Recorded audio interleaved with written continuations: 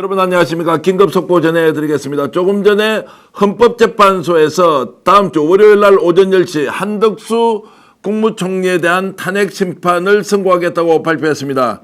조금 전 3시 40분경에 발표를 했는데 지금 4시 저희들이 가장 빠르게 한덕수 국무총리에 대한 탄핵 선고가 다음 주 월요일입니다. 24일 오전 10시에 이루어진다라고 헌법재판소에서 발표했다. 자, 그러면 한덕수 국무총리에 대한 탄핵 심판이 선고되면 곧이어서 윤석열에 대한 탄핵 심판도 선고될 것이다 라고 예상할 수 있습니다. 긴급 속보 먼저 전해드리겠습니다. 다음 주 월요일 오전 10시입니다. 10시 헌법재판소 제 대심판정에서 국무총리 한덕수에 대한 탄핵 심판을 최종적으로 선고한다라고 조금 전에 공보관실을 통해서 언론사에 다 보냈습니다.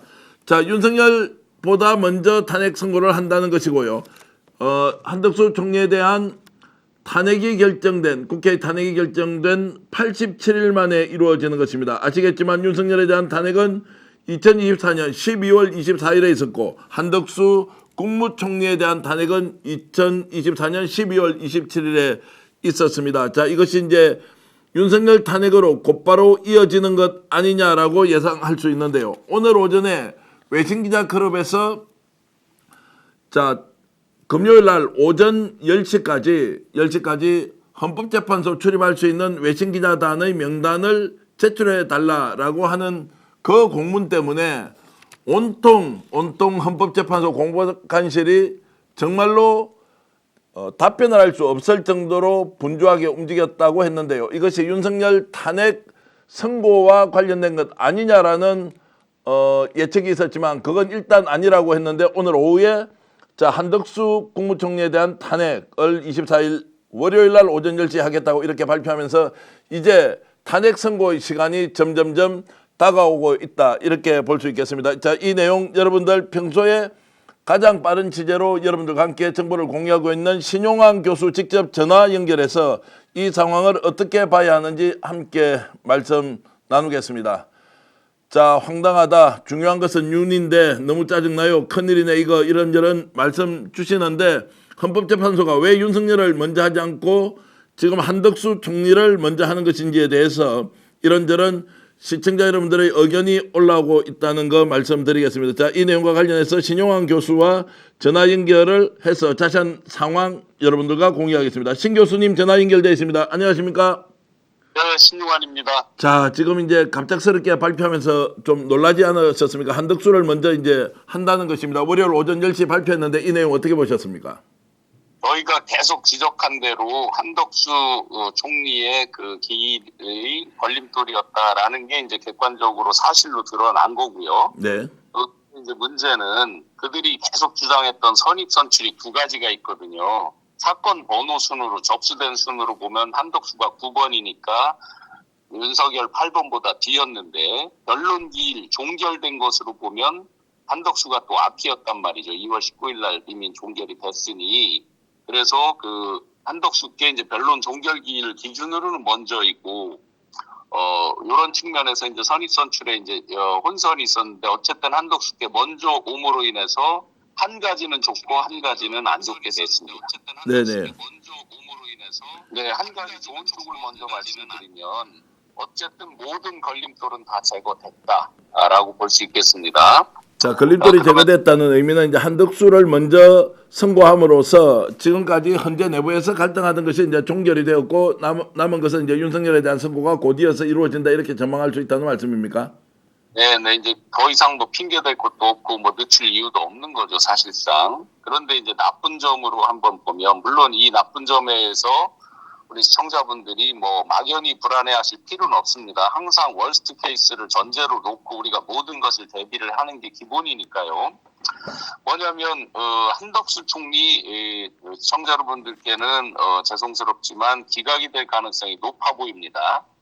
저들의 논리라서 기각되는 것이 아니라 전체적으로 이제까지 헌재가 해온 기본 포지션을 보면 스탠스를 보면 기각될 가능성이 높아 보입니다. 네네. 자, 그러면 이제 한덕수께 기각이 된다면 뒤집어서 윤석열 것은 인용될 가능성이 높다라는 빌드업으로 충분히 우리가 해석할 수 있는 좋은 점이 있습니다. 그런데 문제는 날짜입니다. 자, 한덕수 총리께 이제 월요일 날 되고, 월요일 날은 윤석열 거를 하기가 현실적으로 불가능입니다. 월요일이 윤석열 형사 재판 날입니다. 그렇기 때문에 겹쳐서 같은 날 했을 때 윤석열이 헌재권 내가 참석하려는데 못했다 뭐 이런 억지 주장도 할 수 있으니 월요일 날 윤석열 거는 불가능이고요. 화요일 그러면 이제 수요일 날 이재명 대표 그게 2시인데요. 이재명 대표 2심 항소심 예 선고 공판이죠. 네, 오후 2시로 되어 있는데 네. 만약에 뭐 그날 오전에 한다 그러면 오해 소지가 적겠습니다. 그런데 만약에 이재명 대표 걸 보고한다. 그 결과를 보고한다라고 하면 어떤 문제가 생기냐면 만약에 이제 이재명 대표께서 무죄가 되면 이제 모든 걸림돌이 다 없어집니다. 그런데 이제 예를 들어서 형량이 줄든 그대로이든 유죄가 된다라고 했을 때는 유죄가 되고 나서 윤석열께 인용이 된다. 이렇게 되면 이게 바로 그동안 극우들 그리고 윤측 국힘 주변에서 많이 돌렸던 시나리오입니다. 즉 어떤 뜻이냐면 이재명 대표도 윤석열도 아닌 다른 대안을 찾아라라는 이제 그동안 법조 카르텔 칼자루는 우리가 쥐고 있다라는 식의 그 법조 카르텔의 무언의 메시지다. 그들이 이제 많이 주장했던 거대로 되는 거예요. 이 경우는. 그래서 결론적으로 보면 어느 하나로 유리하다 불리하다라고 다 판단할 수 없는데 한덕수 건 앞에 월요일 날 나니까 이제 끝나는 것이고 그러면 그 뒤에 이재명 대표님 2심 결과를 보고하느냐 그 앞에 하느냐에 따라서 극명하게 그 해석과 앞으로의 그 전국 전망이 완전히 갈릴 수 있다. 이런 부분입니다. 자 이제 나눠서 좀 질문하겠습니다. 일단 월요일 날 한덕수에 대한 이제 탄핵 선고가 이루어진다. 탄핵이 될 가능성보다는 기각될 가능성이 높다라는 이제 전제로 보면 자 오늘이 목요일입니다. 목요일 날 자 한덕수에 대한 탄핵 심판을 24일 월요일 오전 10시에 하겠다고 했으면 곧이어서 화요일 정도에 윤석열에 대한 탄핵 선고도 하겠다라고 내일 발표할 수 있는 거 아니냐 이런 질문을 먼저 좀 드려보고요. 하면은 가장 좋겠고요. 당연히 하면 좋겠고 그렇다면 이제 이재명 대표님 26일 판결과 무관하게 이제 앞에 먼저 할 수 있어서 오해의 소지가 없습니다. 네. 정치적 정무적 오해를 살 일이 없어서 저도 화요일 날 하면 가장 좋겠다라고 생각을 합니다. 그런데 이제 지금까지 쭉 해온 패턴을 보면 연속으로 거의 하지를 않았잖아요. 그래서 이제 그게 하나 불안감이 있는 거고 또 좋다고 하면 26일 오전 예를 들어서 10시에 한다. 그럼 오후 2시가 이제 형사 2심 판결이니까 역시나 헌재가 오해를 안 사겠죠. 그렇게 네네. 하면 이제 가장 좋겠습니다. 그건 저희의 바람입니다. 그런데 만약에 이제 오후 2시가 지나서 그 뒤에 다음 날이라든지 이런 식으로 된다면 또는 이번 주 금요일 날 한다면 결국 이재명 대표님의 결과까지 다 보고하는 거기 때문에 여러 이제 헌재가 오해의 소지를 낳을 것이고 거기에서 이제 만약에 이재명 대표께서 무죄로 나오면 아무 상관이 없는데 일부라도 이제 유죄가 뭐 형량이 줄어서라도 유죄가 나오고 했을 때 저는 이제 이 한덕수 기각으로 나온다고 하고 한다면 뭐 기각으로 나올 걸로 봅니다. 아쉽지만 윤석열은 인용 가능성이 거의 99%다. 그런데 그 메시지가 만약에 유죄가 나오고 인용이 나와도 우리가 별로 좋아할 일은 아닐 수가 있는 거죠. 자, 국힘 주변에서 떠들던 그 스토리 그대로입니다. 그렇다면. 자.